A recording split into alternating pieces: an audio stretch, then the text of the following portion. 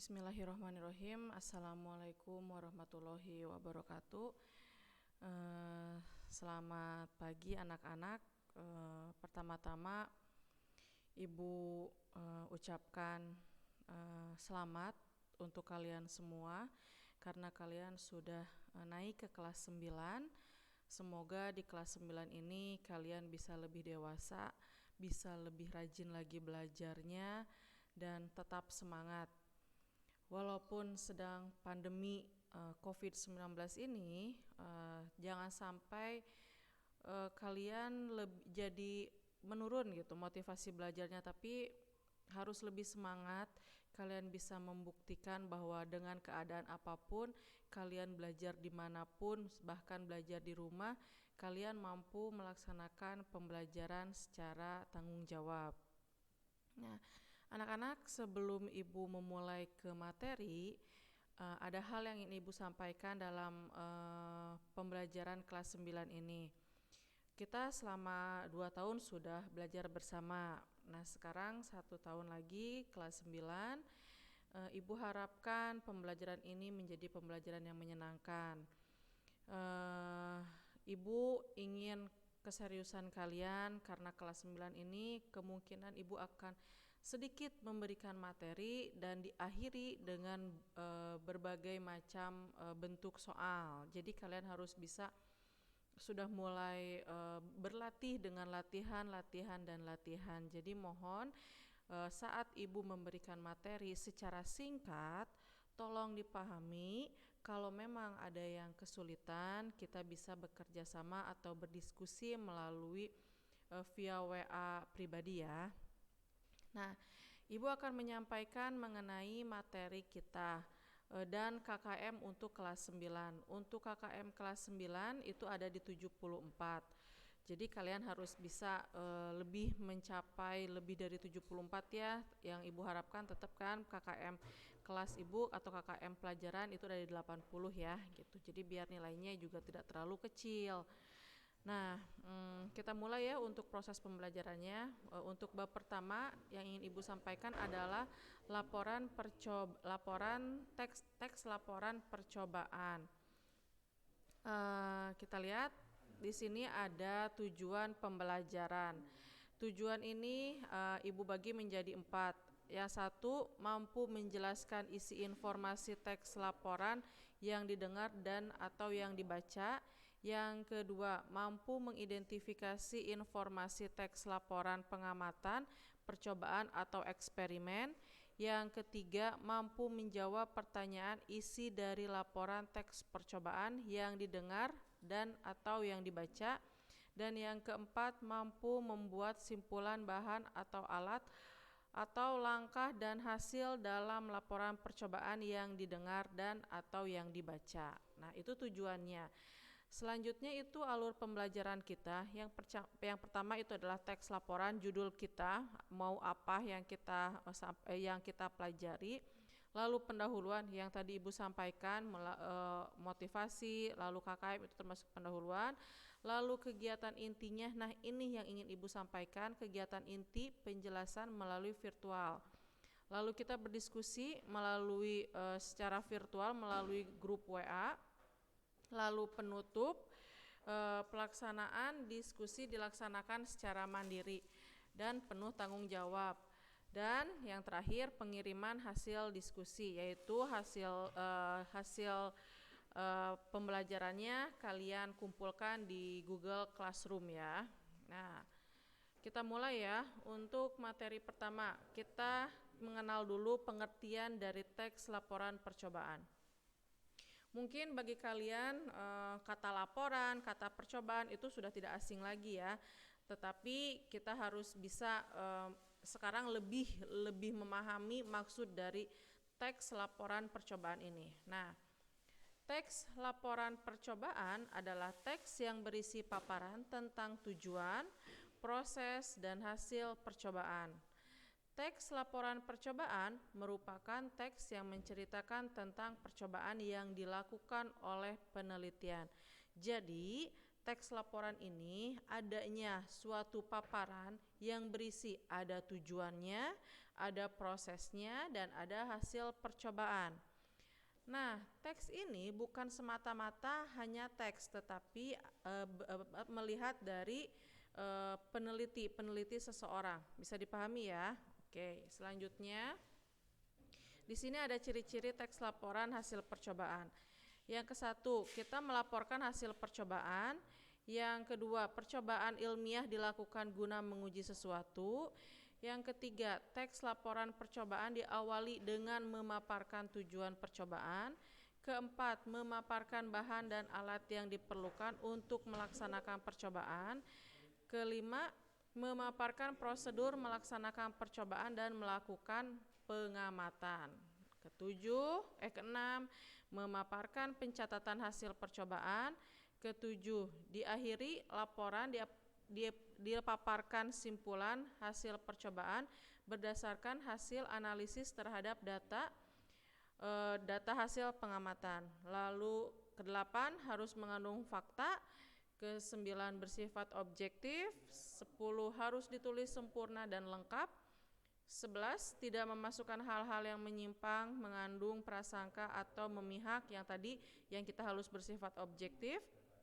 Dan yang terakhir, disajikan secara menarik baik dalam hal tata bahasa yang jelas dan isinya berbobot maupun tersusun dengan logis. Nah, sekarang Ibu akan memperlihatkan contoh. Kita akan mengidentifikasi teks ya. Di sini nanti ada Ibu ada 2 teks, teks 1 dan teks 2. Kalian coba lihat perbedaannya itu apa. Oke, kita lihat teks 1. Teks 1 mengenai telur asin adalah makanan dari telur bebek yang diawetkan dengan cara diasinkan. Cara pembuatan telur asin sangat mudah. Pertama, pilih telur yang bermutu baik, kemudian cucilah telur dan bersihkan kotoran yang melekat menggunakan air hangat. Ketiga, keringkan telur yang sudah dicuci menggunakan kain lap. Keempat, amplas beberapa saat permukaan kulit secara perlahan.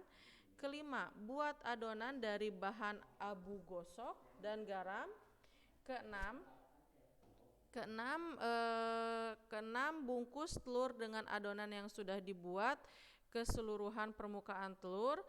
Ketujuh, simpan telur dalam ember selama 2-3 minggu di tempat terbuka. Ke-8, setelah proses penyimpanan selesai, bersihkan telur. Dan ke-9, rebus telur hingga matang dan telur siap dihidangkan. Nah, itu untuk teks 1 ya. Sekarang kita lihat teks 2. Tunggu sebentar ya anak-anak. Itu bikin aja udah jam 6.20. Iya, disiapin. Itu Pak Diki sekarang. Selanjutnya kita lihat, maaf ya Ibu pindah tempat dulu. Selanjutnya kita ke teks 2 ya. Gelap ya, gak apa-apa ya, gelap juga ya. Untuk teks 2 Ibu bacakan lagi. Telur asin adalah salah satu makanan yang mengandung protein tinggi. Telur asin dibuat dengan menggunakan proses kimiawi. Teknik pembuatan telur asin dan pertama adalah dengan mengamplas telur bebek hingga bersih. Hal ini dimaksudkan agar bahan pembuatan telur asin dapat meresap dengan sempurna. Langkah kedua adalah campur abu gosok, tanah liat, dan garam hingga merata. Penggunaan abu gosok, tanah liat, dan garam dimaksudkan untuk mengikat garam agar tidak bercacaran.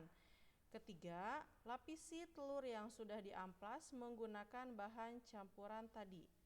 Diamkan telur pada suhu ruang hingga 20 hari atau 3 minggu. Fungsinya, kadar garam benar-benar dapat masuk ke dalam telur bebek tersebut. Karena kandungan garam dan yang tinggi, tentu saja telur asin ini tidak cocok dikonsumsi oleh penderita darah tinggi dalam jumlah yang banyak.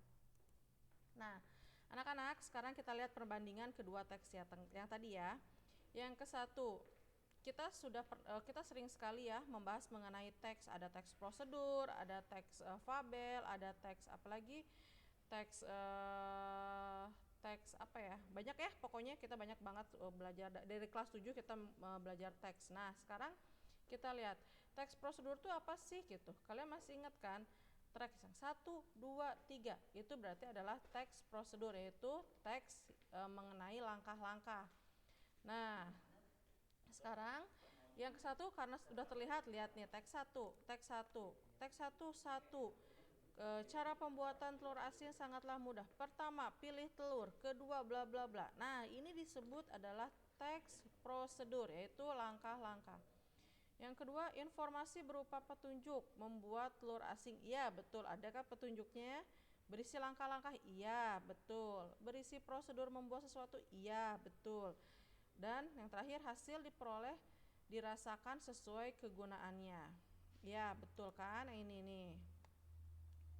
Bisa dipahami ya sampai sini ya. Nah, kita lihat lagi sekarang yang teks 2-nya. Sebentar, teks 2. Nah, yang ke satu teks laporan hasil percobaan. Kedua, informasi berupa tujuan. Ini betul teks berupa hasil laporan percobaan, lihat. Di sini teks ini dia menuangkan hasil dari percobaan dia. Kenapa? Karena di sini ada dia merasakan, diamkan pada suhu hingga 20 hari sampai atau 3 minggu, ya kan? Lalu dia juga mencoba langkah-langkah ini dicoba sendiri. Dari tanah liat garam dimasukkan untuk mengikat garam yang tidak berceceran. Ketiga, lapisi ampas bla bla bla sampai tadi. Jadi seolah-olah pengamatan ini atau hasil laporan ini dia sudah melakukan terlebih dahulu sampai dia tahu dia harus diamkan telur itu selama 20 atau 3 minggu, ya kan? Lalu berisi pengujian bermaksud sesuatu, ya. Hasil yang diperoleh dilihat dari untung dan ruginya. Yang tadi terakhir, paragraf terakhir, untung dan ruginya. Berarti ruginya adalah tidak cocok untuk dikonsumsi oleh penderita darah tinggi dalam konsumsi yang banyak. Bisa dipahami sampai sini ya anak-anak? Oke, sekarang ada latihan soal. Silakan kalian kerjakan. Pertama-tama tulis dulu ya, materi yang ibu sampaikan. Lalu nanti difoto, lalu diupload ke GCR. Dan latihannya, ini latihannya, tolong dikerjakan langsung di GCR-nya. Bisa dipahami ya? Silahkan kumpulkan dengan waktu yang sudah ibu tentukan. Mata pelajaran kita ya, jadi tidak ada PR ya anak-anak ya. Sekarang kalau ada yang tidak paham, kalian bisa berdiskusi melalui GCR atau WA secara pribadi ke ibu ya.